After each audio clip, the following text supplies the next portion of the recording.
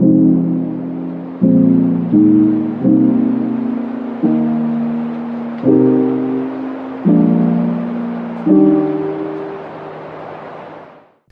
a busy past few months it's been. I'm fully convinced there's a time thief about, because too many times I've practically just blinked and whoosh, there goes an hour.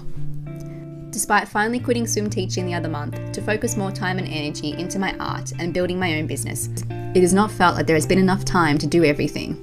Amidst drawing, editing and all the rest, I also had my first art exhibition at the end of last month. Though only a small event, it still took a fair bit of my time to prep for, including preparing for a talk I gave on the day. The whole day was one of those things that came about through not only being in the right place at the right time, but also actually putting myself out there a little bit and creating conversation and connection where I normally wouldn't. But by getting outside of my little introverted comfort zone, this new opportunity was born. It was pretty cool and also a little strange seeing all my art on display in a public space like that. And though I didn't end up actually selling anything, at least it gave me a chance to not only get my art out into the community, but also to finally get to deliver one of my keynote presentations and get a feel for how it would be received. It's also opened up a door for further opportunities, which is exciting. There's so much that I'm keen to create, and I have so many ideas for different projects and such, that it can be hard to focus on the one thing, though I am getting better at doing that lately. Still, I often find it terribly inconvenient that I can't just split myself in two or three, so I can work on more things at once and see more of my ideas materialised sooner. If you saw my video on the Commerson's dolphins that I drew, you'll know that one of the long-term projects I'm working on is creating a piece for every species of oceanic dolphin to grow awareness and education about all the species. The drawing in this video is part of that series. This time I'm tackling the lovely melon-headed whales. And yes, they are a dolphin species, despite having the term whale attached to the end of their common name. Some dolphins have just been given misleading names.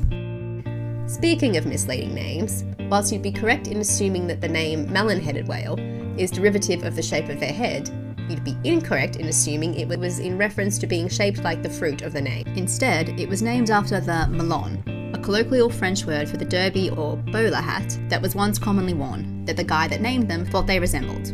The melons belong to a group of dolphins colloquially referred to as the blackfish, the members of which can actually be kind of difficult to tell apart, especially out at sea, often leading to cases of mistaken identity, even in scientific reports. The melons most closely resemble the pygmy killer whales, with whom they are most often confused, but where the pygmy killer whales have a more rounded and bulbous head, the head of a melon-headed is more triangular, especially when viewed from above.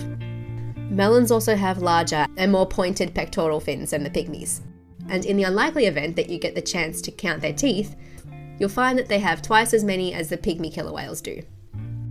The melons are widely dispersed throughout the tropics and subtropics, and, like other blackfish, seem to prefer deep offshore waters. The only times they really venture close to land is when the land drops off quite steeply into deeper waters.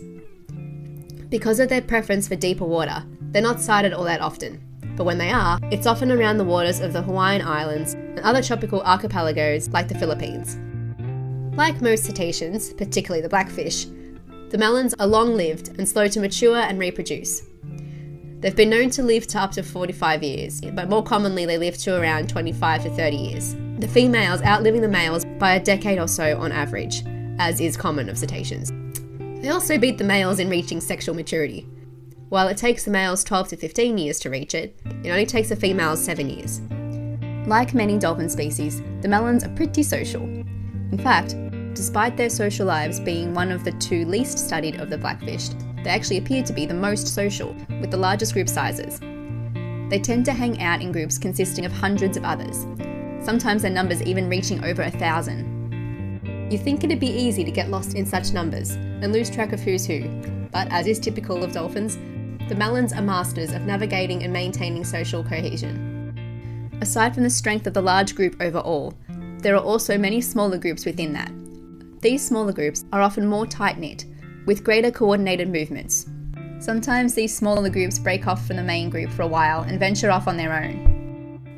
The melon-headeds don't just hang out with other melon-headeds though. They're also often seen hanging out with other whales and dolphins, most notably Fraser's dolphins, with whom they seem to have a particularly strong and consistent association. Having said that, it was a close association between a melon-headed and a rough-toothed dolphin several years ago that led to the birth of a hybrid offspring.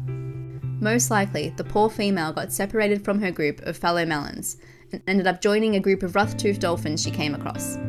One thing led to another, and lo and behold, a melon-headed and rough-toothed dolphin hybrid was born. That was not, however, the most unusually close relationship between different dolphin species.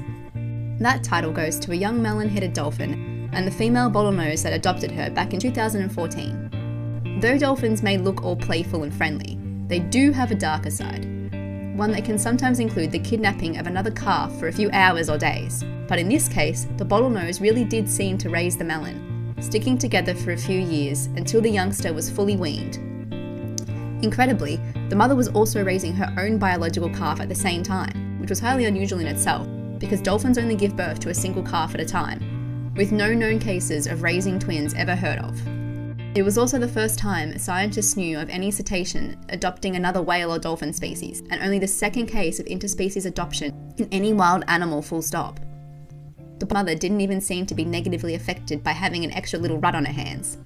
Both her biological and adopted calf were raised successfully and in good health, so kudos to her. The highly social nature of the melons is obviously really advantageous, but there is also a downside to living in such close, large numbers. The strong bonds they have mean that they will follow each other anywhere, including to their own doom. This is how large numbers of them end up stranding together at once.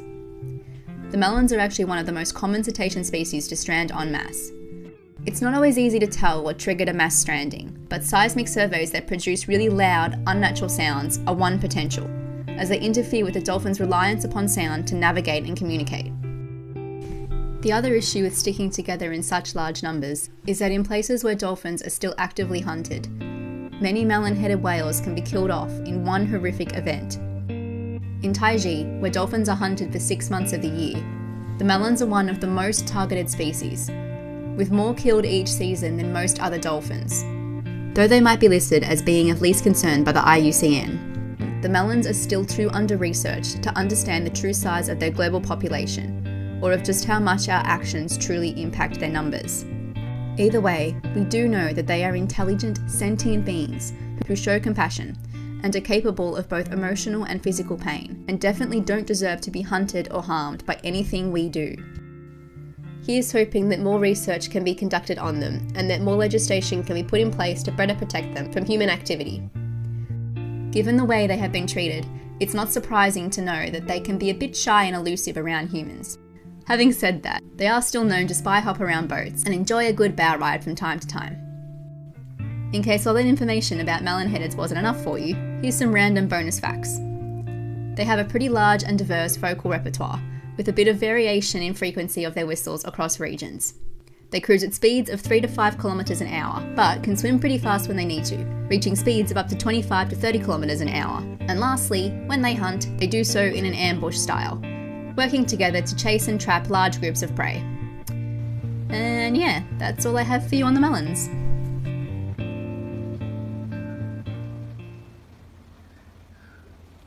If you liked this video and would like to see more videos about the ocean or my art, support me in my passion and help me to hopefully inspire more people to like and care for our oceans, then clicking away would apparently be really helpful with that. So yeah, click the buttons. Okay, thanks for watching. Bye!